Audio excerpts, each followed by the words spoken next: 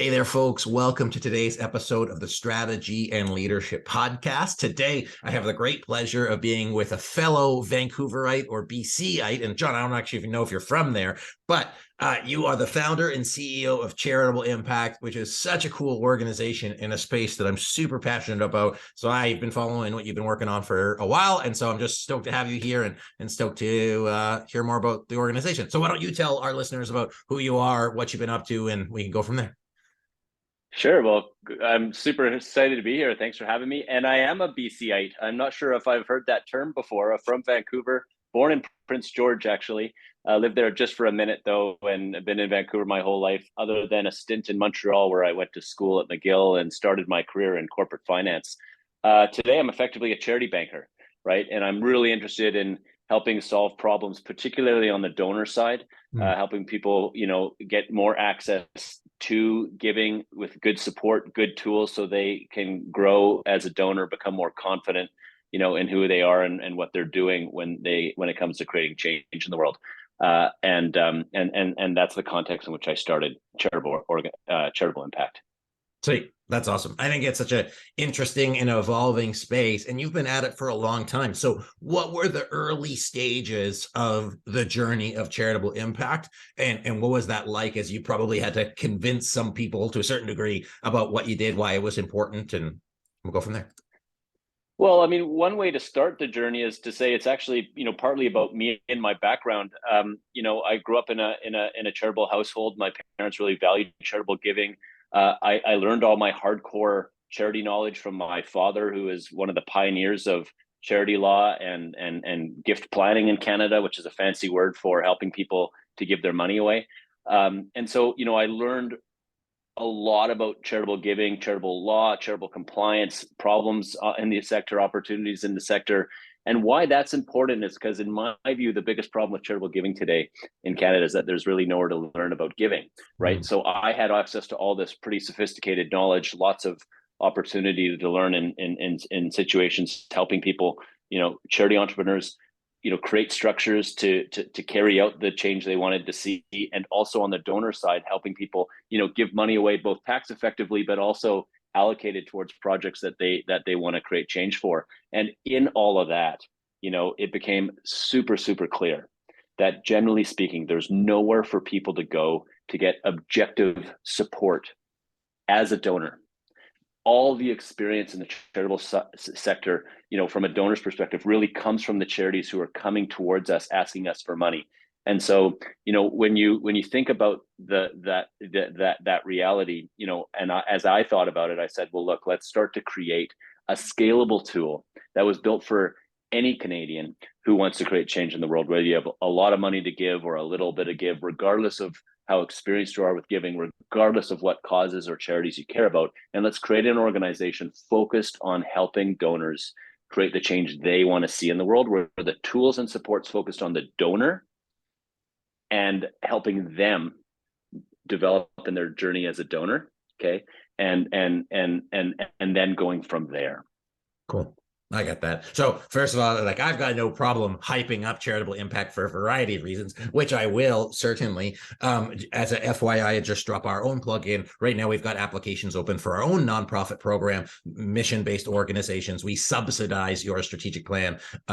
So if there's of interest there, you're wanting to do that, that's how we give back. But John, as I hear that, it's a marketplace. I don't want to say underserved, but really there's, I think, two key customers here that you serve. And I kind of want to ask you questions from both parts. We have our listeners, who a lot of them are CEOs, executive directors of mission-based organizations that have had to move away from federal funding into getting, their own, building that charitable piece, or that, their own donations, for lack of a better word. So what are some of the things that those folks need to consider? And then at the same time, you have affluent families, CEOs, organizations, and leaders within them that believe in important organizations. They want to make the right decision, get the right bang for their buck, both personally and for the organization, and they can have big impact in their community. So I'm really curious on both levels. So maybe we can start with the leaders of organizations that would receive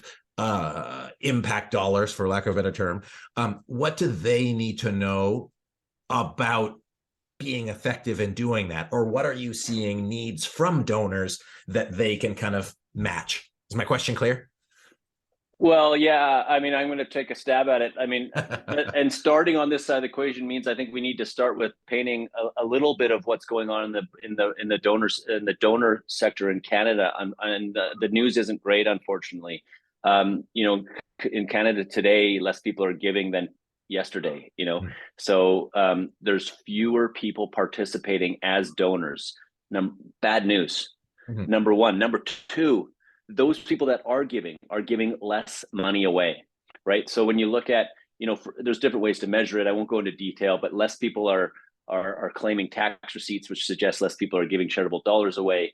And then that's coming from a smaller and smaller concentration of people. Now, why does this matter? It matters because hearts and minds are as, if not more effective in creating change than dollars, right? So when you've got a whole crowd that wants something in the world to change, it changes more quickly than money can fund change.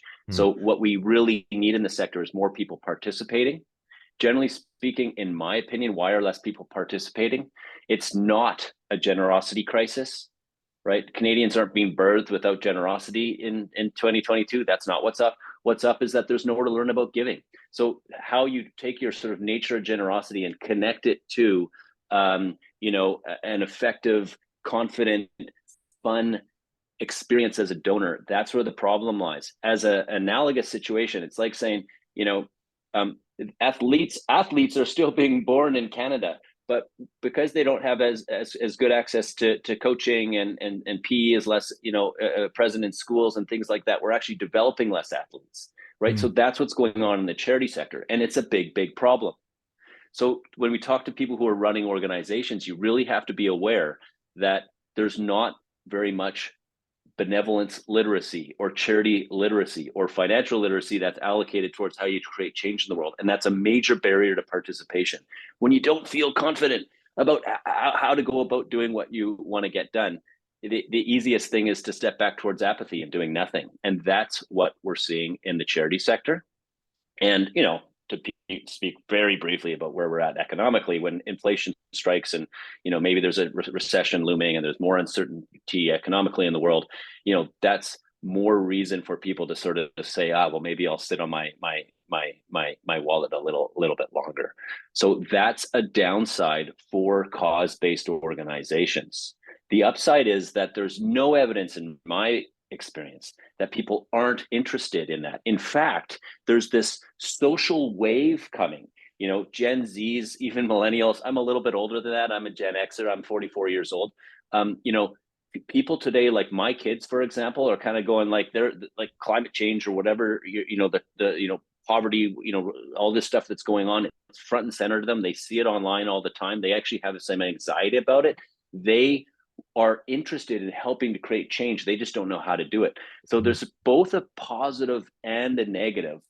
Not to come back to plug Charitable Impact, but that's why I'm doing what I'm doing, because as a charity banker who understands the sector super well, I really believe I can make a meaningful contribution in getting people to participate more, have more confidence doing it, and then that's going to open up much more liquidity and funding for cause-based organizations, whether they're charities and or impact-oriented investment funds.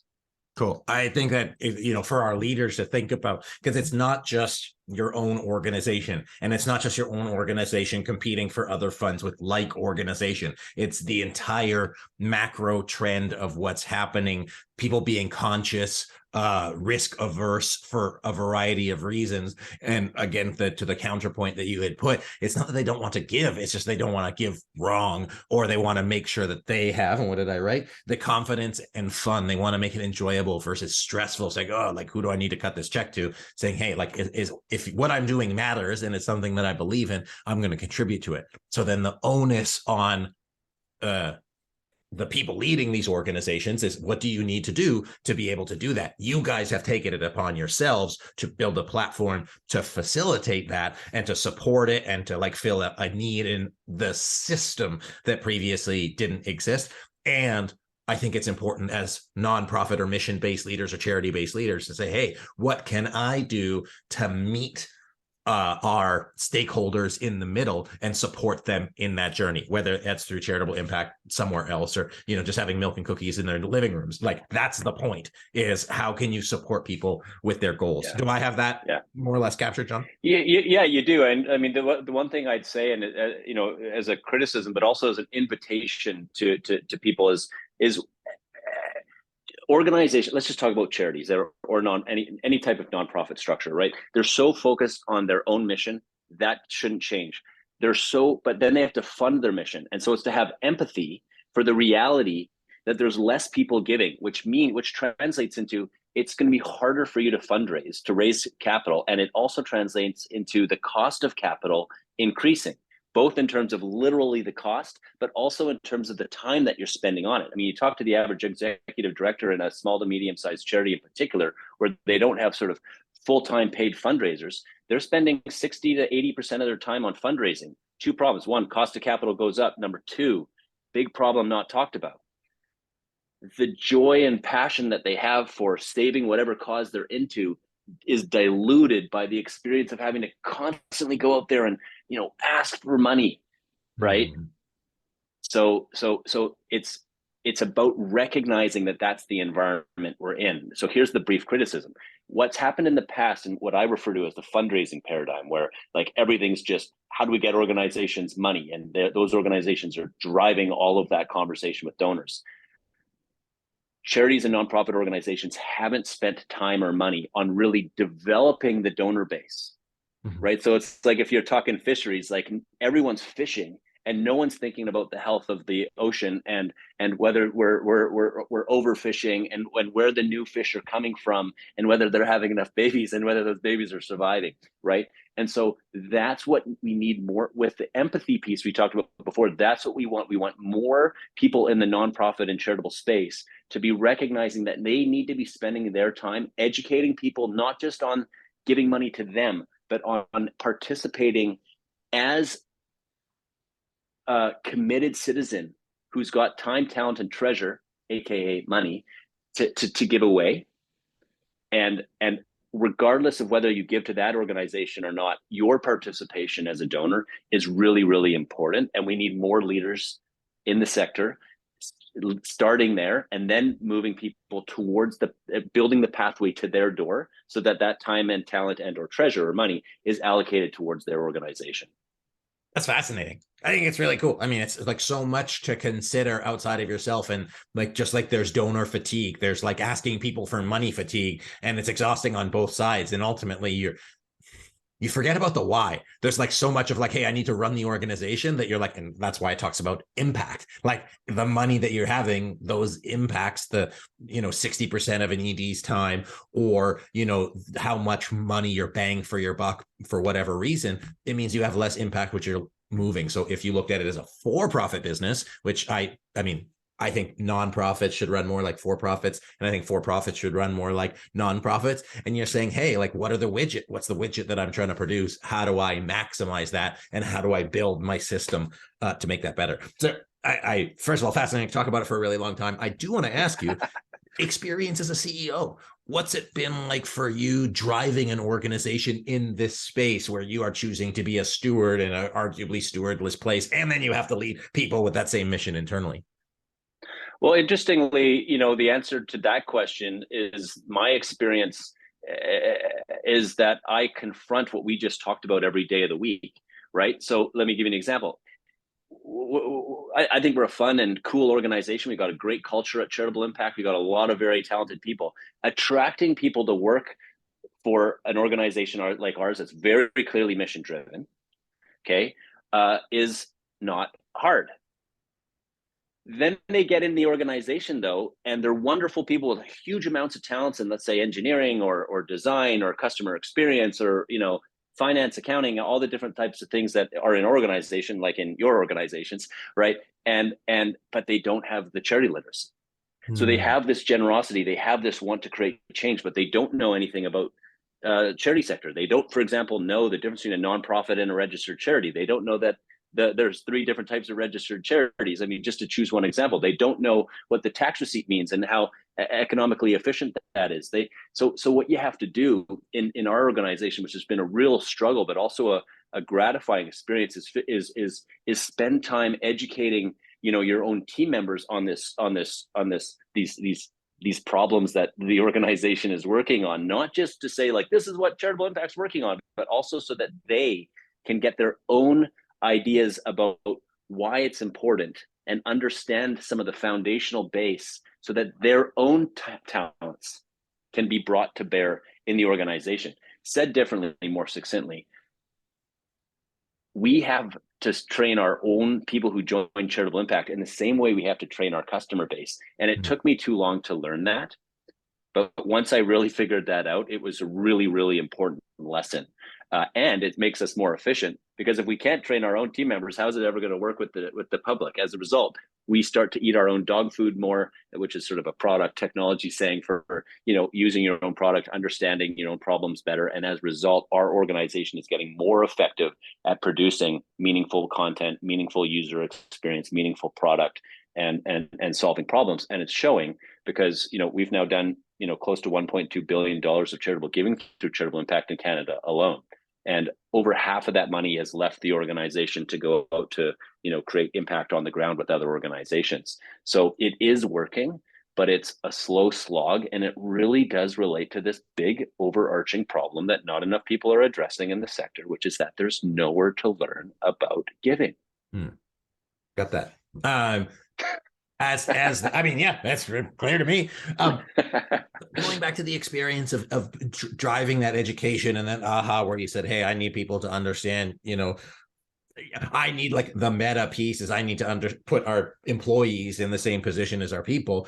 How did you operationalize that? Did you do it through your onboarding? Did you do it through your, mission values? Do you do it like regularly as a cadence? And I think it's also important because there's a lot of processes you can operationalize in terms of learning, even for the people trying to educate within your system. But how did you do it? Yeah, well, first of all, it starts with failure, right? That's why as entrepreneurs, talk about failure all the time. When you kind of recognize that, geez, like we're all these super talented people are producing some things that we're not always super aligned to what we want to see. And instead of blaming them, you blame yourself as the entrepreneur. That's what I think good leaders do, right? So first it was me kind of going like, man, are we hiring the wrong people, or is it my fault? And it was clearly my fault. We were always hiring the right people. We weren't giving them enough direction. So then, we started incorporating things. So like our onboarding process now is like sort of a 2-week process, and it's really thoughtful, and people, it's also tiring and exhausting for new people because they're drinking a bit from a fire hose, right? Which you also have to learn from. But, and it's structured that way. And then operationalizing, more, upfront context setting, right? So people can really understand the root cause of the problems that this little, content piece or this little product piece is trying to solve, because all of those small pieces are contributing towards the greater purpose of the organization and the greater core, right? And so, we've adopted outside things, for example, recently, to talk about some boring stuff, but that's really critically important. Like we've adopted, some scale up methodology, and one page strategic plan methodology, and meeting cadences that are really focused on, constantly having short conversations between leaders to make sure people know what's going on, and to give someone like me, who's more sort of, vision and mission guy, to sort of hear about that, so I can go, oh, those 30 things are awesome, keep going. This one thing over here, I'd like to come in and maybe course correct on a little bit. And it's showing. Cool. No, I think that's awesome. Like putting that system in place, recognizing and if we take it outside of this specific processes, as the CEO, as the leader, you need to recognize where the gaps are. And if you don't recognize the gaps are, and you aren't interested in solving it, because you could have just said, oh yeah, no, it is their fault. We do enough because I say we do enough. And you said, actually reflecting, are we doing enough? And I think challenging your own assumptions is one of those critical pieces for any organization to move forward. And you're not a small organization either. So I know that you have gone through your growing pains in this, and I just really want to highlight that all of our listeners are somewhere in that growing pain piece. And I think John really shares some golds about how you can reflect and say, hey, are we doing enough for our organization to accomplish what we want to accomplish? Yeah, that's a really good point. The last thing I didn't say is it's also about like, confronting, especially as you grow, what your what you as the leader are uniquely capable of doing, right? And in my case, once you sort of figure out how to, bring good people in, I've got a strong leadership team. I've got a good COO that I really enjoy working with, right? And then saying, okay, well, look, if you can handle the operations, let me be the charity banker, let me be the philanthropic advisor, let me be the guy who sort of comes in and provides solutions, not in terms of developing the solution, but says, here's where we need to go, with the donor advised fund, or with, search and discovery, or with, our charitable investment account, or all these different components of what charitable impact is, because I'm uniquely, knowledgeable, quite frankly, about, the charitable space, and have vision for it. I'm not a particularly good, engineer, because I'm not one. Right. So not to state the obvious, but as you grow, you really got to figure out what you want to focus your time on. And I've learned those lessons. The more I'm focused on what I'm uniquely good at, the better the organization flows, and the more joy team members have, because they're then contributing what they're best at. And that's where things start to sing and operational efficiency results. Awesome. I can't remember who it was, and it might have been you saying, I'm only going to do one of two things that I'm uniquely capable of and passionate about, or nothing else, or I'm going to say no to it. And I saw somebody post that on LinkedIn. So it sounds like that. John, as we finish up here, I really appreciated everything you shared, not only about kind of the landscape of charitable giving in Canada specifically, but obviously, like I assert, it applies on a lot of places, but also your own experiences as a CEO and what you're continually to build on so that you can bring forward this mission. Where can people learn about Charitable Impact? Where can they connect with you and just, do the thing? Yeah, I mean, thank you so much, man. We're online, charitableimpact.com. We're on social media. We're in LinkedIn and Twitter, Facebook, etc. Go find us there at We Are Charitable. And we exist to help people create the change they want to see in the world. So what we want people to hear is that, like, in the same way I need to focus on what I'm good at, we want, as a CEO, we want donors to focus on what they're uniquely, good at. And generally speaking, what that is knowing what they care about changing in the world. Is it poverty, or is it, advancing education, for example, right? Oh, it's advancing education.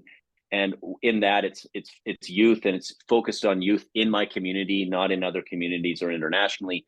Focusing on that, doing your research. What are the good organizations? That's where donors should be.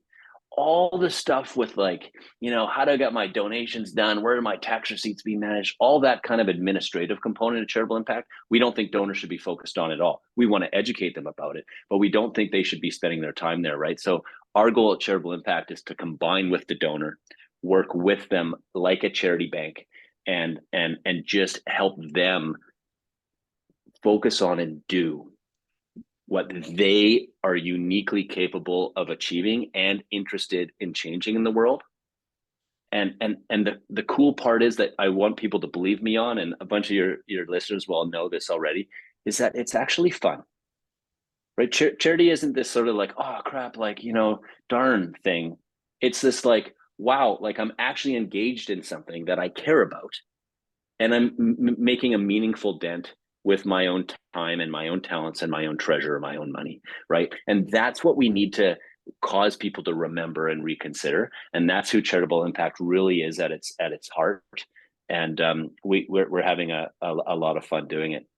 That's awesome. Well, one of the things I take away from that as I look at the future, and thank you, John, to everybody, John Bromley, who is the founder and CEO of Charitable Impact. So thank you for being here. What I'm taking away from that is it's really the evolution of charitable giving. And I kind of like pictured the like Maslow hierarchy of needs. It's like there's like the very base stuff, which you're talking about. And as charitable giving evolves for individuals and families, needs, or the prerequisite is to get to that higher level of getting, what do you really want to get out of your charitable impact, for lack of a better word, and taking the steps to make it happen. The steps are not going to be just, doing the same thing. There has to be its own reflection where what do I need to be doing as a donor to be able to, give my best and give the best to organizations? And then if you're an organization, how can you empower your people and your key stakeholders of really like understanding the depth and breadth of how they can contribute